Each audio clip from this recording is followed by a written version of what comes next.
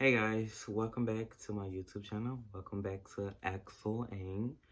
And today I'm going to be doing a story time for you guys, telling you guys about a situation that happened to me that, who knows what could have happened. It could have been human trafficking or anything.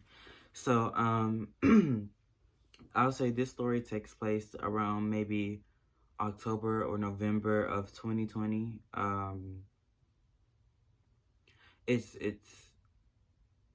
maybe October or November, one of those months. That's all I remember. So I do these daily walks every day, and I still do them to this day. And because back in 2020, I was going through a stress eating moment in my life where I used to gain, so much weight. I gained so much weight from stress eating and eating disorder and all that, and just all that. I was going through depression and all that. So I was working on my weight loss journey, which I'm still going through right as of right now. And so this takes place October, November of 2020. And one day I was doing my daily walk like I always do. And I had my headphones in, and normally what I do is I just walk around the block, like, yeah, I just walk around the block. It's like a 30-minute walk. 30-minute, I don't know, it varies every day. But so basically what happened was I was walking on one side of the street. I had my headphones in, and I was halfway through my walk, and there was this man on the other side of the street. So I'm on one side, he's on the other side of the street, and it looks like he had like a maybe some alcohol or beer or something in his hand. Um and then he was like telling me like he was like like he knew that I couldn't hear him, so he was doing that to get my attention. And I took my headphones out, and so I took my headphones out. I looked at him, and he was like, "Come here, don't I know you? You live by me." Backstory: I lived in this house I lived in this house for over 15. Well, I'm not gonna say over 15 because I don't know. I lived in this house for over 10 years. So I know all my neighbors who lives on my street. I know everybody who lives on my street. So there's no um I didn't know this man. I never seen this man in my life. This is my first time ever seeing this man. And he was like, um, you live by me. You live right next to me. I live right next to you. He was like, come here. And there was this abandoned house. It was two abandoned houses like right next to each other, like where he was, like he was standing in front of it. And one of the doors were open, and um he was like, come here, come here. And on the street, I can't describe it because it's weird, but on the street, on the sidewalk, it's like a big bush tree area where I have to get in the street, like get partially in the street to keep going straight. Um and he was directing me to go in the house with him, and I saw him walking into the house, the abandoned house. I start running, um and I went to call my parents. Like, I ran down another street and I called my parents, and I was telling them what was going on, um about this man tried to lure me into this house saying that he knew me, but the man never saw me in his life, and I never saw this man in my life. And basically, my dad came, and he told me to show him who the man was. He went to the man, and um he was like, so you tried to talk to my son or whatever? And then the man was like, no, I don't know, this and that. I can't remember vividly what he was saying, but I remember he denied everything. Um um yeah, so that was the story with that. And I'm always alert. I'm always on alert of when I do my daily walks and things like that, because that was scary. Like, that never happened to me ever in my life. Like, who knows, what if I wouldn't have thought about anything. And what if I would have went into that house with that man? He could have raped me, could have killed me, could have kidnapped me, could have did anything to me, and I probably wouldn't be here today. I probably wouldn't be here to tell the story, and um, yeah. So the reason why I told that story is it kind of relates to the topic of human trafficking, but it kind of doesn't, because like I'm telling you a story. Like, no one knows what would have happened to me if I would have followed that man to the house.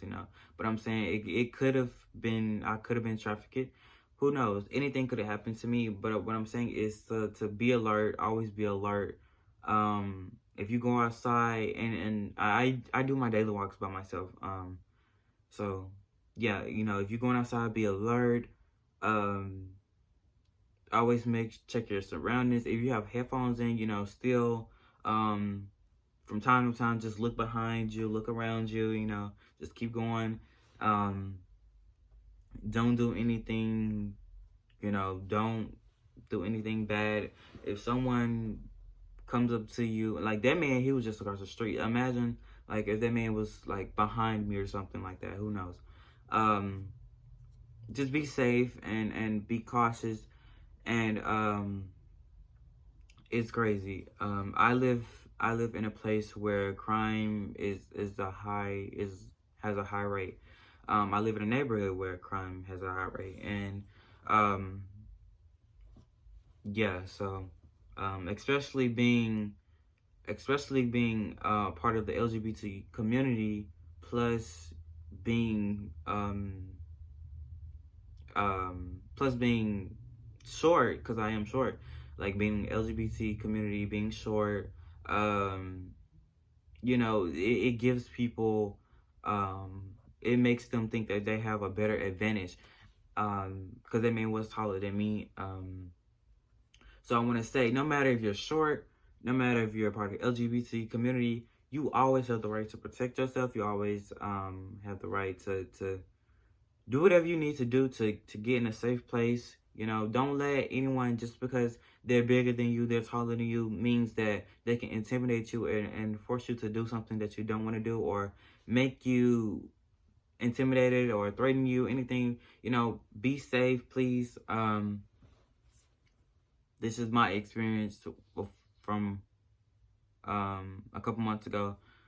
Well, almost a year ago. So I just want you guys to be safe, and always be aware of your surroundings, no matter if you're a teenager, no matter if you're adult, no matter if you're young. Because another story I want to tell, when I used to go to elementary, my elementary school is like literally, like, I'll say maybe like a 2-minute walk. It's like, my elementary school is like literally just up the street. Like, let's say this is my street, and then my elementary school is like right here. It's like a 2-minute walk for me, or like a minute walk, 2-minute walk, a minute walk. So as a small child at elementary school, I used to walk home by myself. I wanted to walk home. So, oh, I'm sorry, I got a little loud. I'm sorry, but I wanted to walk home as a child, because as a child, you want to do so much. You want to explore so much. But yeah, my mom knew, like, I used to walk home from elementary school, not every day, but some days. But still, I used to walk home from school, as a young child. So it's scary to think about. And then some days I used to walk to school, but I used to walk to school with friends. I just want to say, no matter if you're a loner, no matter if you're introvert, extrovert, what I want to say is, like, always be aware.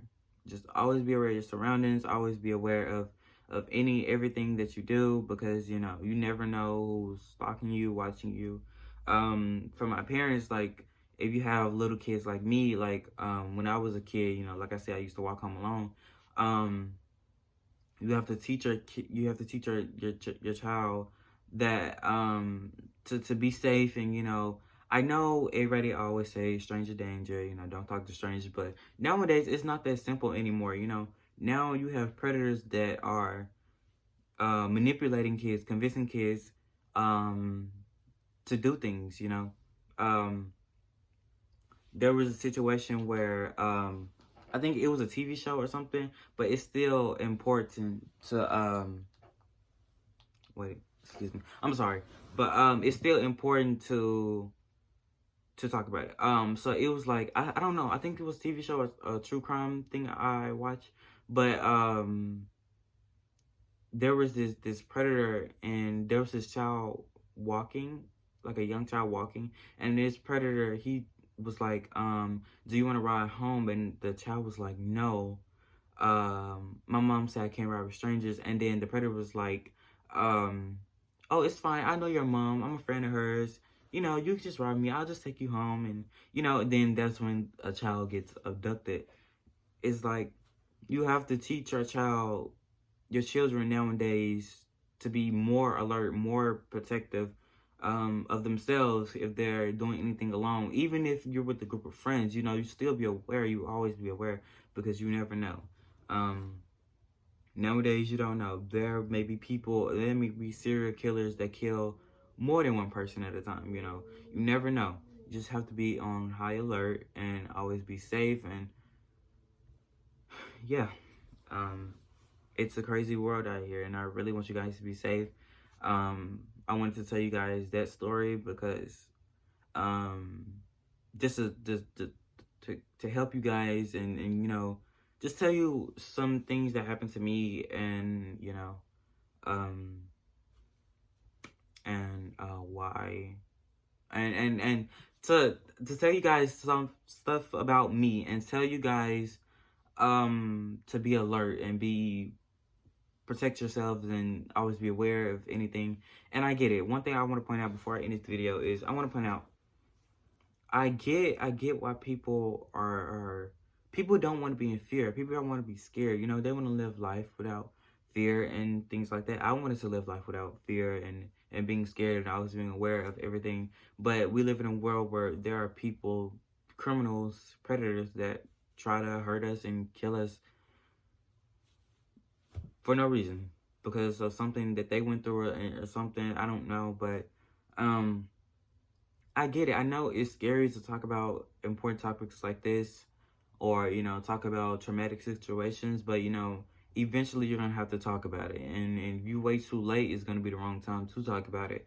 So, you know, I just want to help people and inspire people and motivate people to help other people and stay alert and everything. So,